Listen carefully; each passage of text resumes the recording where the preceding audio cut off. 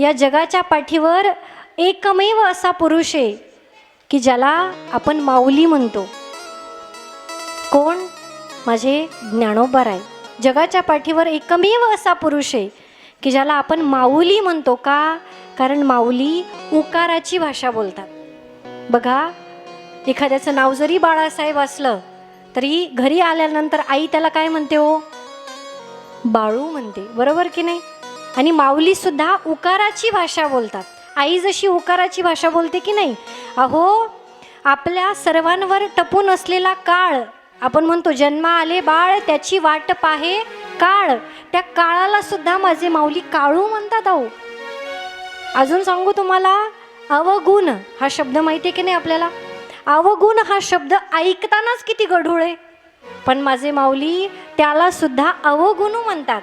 ऋणू जणू रे भ्रमरा, सांडी तू अवगुणू रे भ्रमरा. मग का माऊली म्हणतो आपण त्यांना?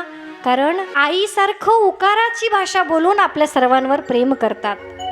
प्रेम करतात एवढंच नाही, आपल्याला कसं बोलायचं हे सुद्धा शिकवतात. माऊली सांगतात कसं बोलावं. साच आणि मवाळ मितुले आणि रसाळ, शब्द जैसे कल्लोळ अमृताचे. साच म्हणजे खरं बोलावं आणि मवाळ म्हणजे प्रेमानं बोलावं.